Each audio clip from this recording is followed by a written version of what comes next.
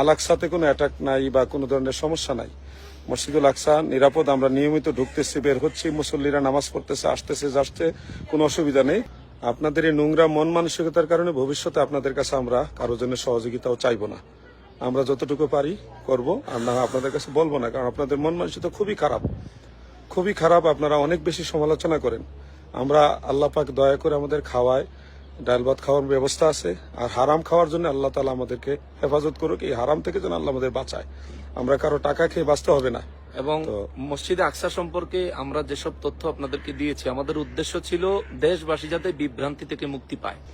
যারা একটা জিওগ্রাফি বা এআই প্রযুক্তি দিয়ে এই গোল্ডেন ডোমকে তারা একেবারে ধ্বংস হয়ে গেছে, ভেঙে গেছে, এটা প্রচার করে তারা বিভিন্ন ফায়দা নেওয়ার জন্য কালেকশন করে, তাদের দল ভারী করার জন্য, আন্দোলন করার জন্য, মিছিল, এগুলির পিছনে আবার অনেক ধরনের ডোনেশন আছে, উদ্দেশ্য আছে, কালেকশন।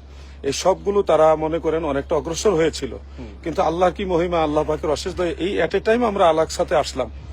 এই আসার পরে আমরা যখন এই সঠিক চিত্রটা তুলে ধরলাম, তখন তাদের কিন্তু পুরা ব্যবসাটাই মানে চলে গেছে, মানে সমস্ত ধান্দা বন্ধ হয়ে গেছে, যার কারণে তারা আমাদের উপরে ক্ষিপ্ত। তো হ্যাঁ, আমরা বলছি এখানে আল আকসাতে কোনো অ্যাটাক নাই বা কোনো ধরনের সমস্যা নাই।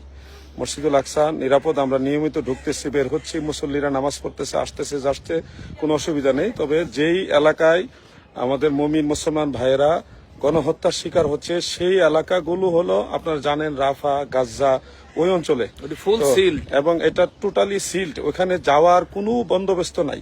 আসলে বাস্তব জিনিসটা আপনি জানেন না ভাই, সম্মানের সাথে বলছি। এখানে একটা বাউন্ডারি আছে অনেক বড়, এই বাউন্ডারি পুরো জায়গাটাই হলো আল আকসা মসজিদ, পুরো জায়গাটা। এবং একসময় গোল্ডেন ডোম এই মসজিদ ছিল না, এবং আপনাদেরকে যেটা দেখাচ্ছি, যেটা আল আকসা হিসেবে আপনারা চিনেন, এটা এই মসজিদটাও একসময় ছিল না। এটা মাটির নিচে মসজিদ ছিল, মাটির নিচে। এবং ওইখানে আল্লাহর হাবিব ইমামতি করছেন। এই মসজিদের নাম হলো মসজিদে কিবলি, মসজিদে কিবলি। এবং দুইটা পাশাপাশি। আমরা এই গোল্ডেন ডোমকে সামনে রেখে বা আমাদের পিছনে রেখে একটা পিকচার দিয়েছিলাম। উদ্দেশ্য ছিল যে বাংলাদেশে যারা মিথ্যা প্রচারণা করছে তাদেরকে বোঝানো যে আপনারা এটা সত্য বলছেন না।